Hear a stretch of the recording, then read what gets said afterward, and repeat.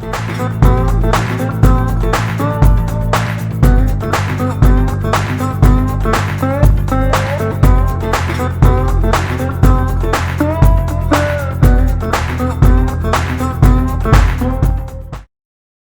morning, this is Ben with Wild Last Frontier.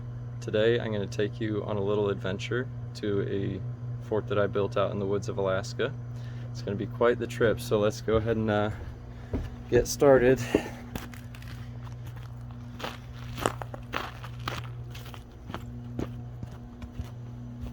Man, what a journey. Right outside my house. But you know, you don't have to go all the way into the backwoods to practice your skills, which is what I want to start doing. Shorter videos, much shorter than my first, where I don't try to tell you what you should do, I just demonstrate what I like to do because it's fun for me. If you learn something from it, great. If you have something to teach me based on what you see me doing, I would also love to see it. So here's the actual setup that I've got going. It took me about most of an afternoon a couple of weeks ago. Built a little fire pit, of course, with like almost 8 inches of sand underneath it just to keep the ground protected, and a whole bunch of logs cut with hand saws. So, like I said at the beginning, I want to start working on skills videos, and with how cold it's getting up here, let's see if I can figure out the temperature. 27 degrees at 4 o'clock this morning. Let's update it. Someday. 25 degrees, which is not bad for Alaska in October. But one thing that I want to do is start a fire and make some coffee so that I can warm up. It's one of the fundamental skills, and my fingers are definitely feeling it. I'm sure you can see that my nose is red. I've been outside for a little bit preparing for this, so I'm going to go around, gather some materials, lay them out, and then discuss a little bit about the concept of fire making, or at least my concept of fire making. Also, you'll notice that, you know, I got this nifty little mount so I can do stuff hands-free. It's not quite a beautiful GoPro setup, but you know what, it does the job. Rah. Birch trees. Always good fire starter. Oh, there we go, perfect. Nice dead spruce tree. This will light up like nobody's business.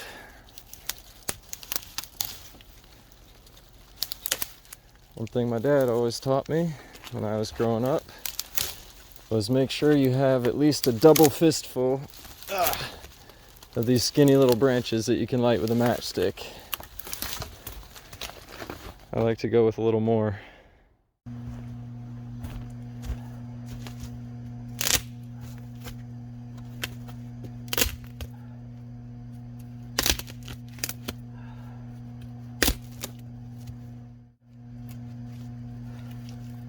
Hands are very cold right now. Doesn't take long. Let's see, maybe I just got poor circulation, but whew. So, as you can see, I've quickly gathered some tinder in the form of birch bark, some kindling in the form of spruce twigs, and then some fuel, also in the form of spruce branches. And then over there on the back corner, I have some stuff that I've already cut from other fires that I've had. Now, I mentioned briefly how cold my hands were. I do think it's very important to train your skills in the environment that you're going to be using them. So if you can start a fire perfectly when it's warm and sunny, but you can't whenever your hands are shaking and your fingers are cold, what really good is it? Whew. That said, I need to start a fire so I can get some coffee and warm up. I definitely prefer to start fires with a ferro rod. It's my favorite way to do it, mostly because it's fun, but also because It's more weather resistant than other types of fire starting, like matches or lighters and things like that. I do have some stormproof matches that I'm going to test out and demonstrate, but oop, sparks are sparks. But before I get into that,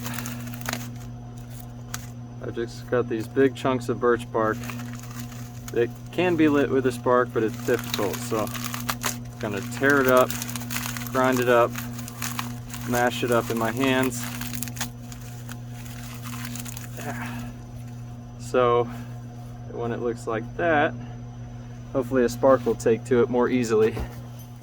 And now I can do this without leaning it up against the stump or a rock. So what I do is I get my boot down towards my tinder, put the metal striker, the knife, what have you, in close contact with my boot, and then just pull the striker, the ferro rod away from it. Oh. There we go. Now, in order to not smother it, I like getting a big loose fistful of this stuff, throwing it on top, holding it over sometimes so it gets enough air, and then once it's going well, just stack it on. The more the better, without choking out the fire. That lights up quick and easy, even when the wood is wet. I've started fires in the rain with birch bark and spruce twigs. They just have so much resin in them that it makes it really, really easy to start a fire. Well, when it's wet, I wouldn't say easy, but possible. But it's easy at all other times. There we go, that is cooking, and that's just from the twigs and the birch bark. Haven't even put the fuel on yet. A big mistake a lot of people make, and I have to try to remind myself not to, is don't throw wood on a fire. I mean, like a big old bonfire is one thing, but don't throw wood on a campfire. Place wood on a campfire. Don't be scared to get yourself burned. If you're careful, you'll just feel a little heat. You won't have any injuries. So the concept of building a fire is you want to have like a nest. You're trying to build a little home for your baby ember, your sparks, what have you, right? So if you build a nice little comfy inviting nest for your fire, it's going to want to stick around.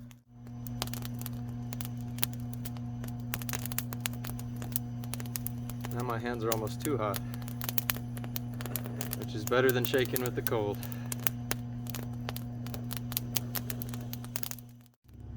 Another thing with starting and maintaining a fire, just like I mentioned briefly before, is making sure you don't rush anything. That includes the preparation, but also the fuel gathering after the fact. If you slow yourself down, even in a situation where you really, really need a fire, wanting a fire is one thing, but really, really needing a fire, as much as it sucks to suffer through the process of slowly and deliberately gathering and preparing what you need, I would rather be cold or wet or hungry for an extra 5 or 10 minutes to make sure I got my fire started right on the first try, rather than rush it and fail and restart and rush it again and fail and restart. Slowing down and doing things deliberately, not just for fire starting, but for just about anything, can greatly improve your odds of success.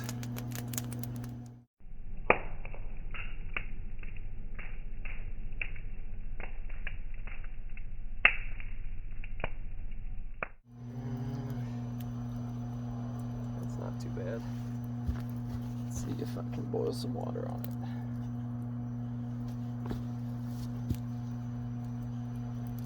Yeah, it's good enough. I think you can see why this is my favorite coffee mug.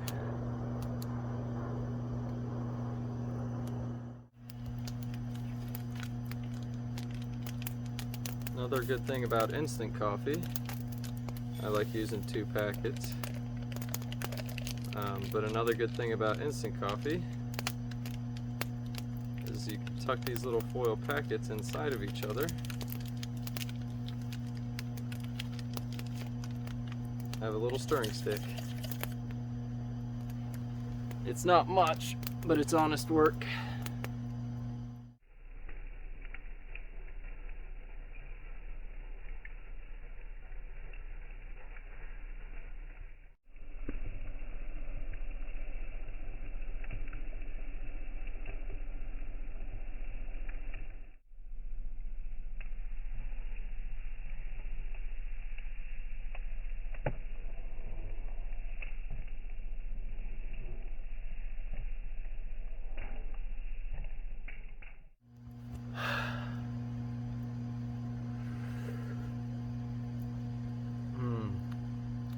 Good start to the day.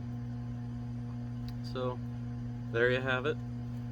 Very short skills video on my preferred method of fire starting. Not necessarily saying that others aren't better. Some are definitely worse, but that's my preferred method. With, of course, a couple vanity shots of coffee making. Please let me know anything that you would like to see in the future.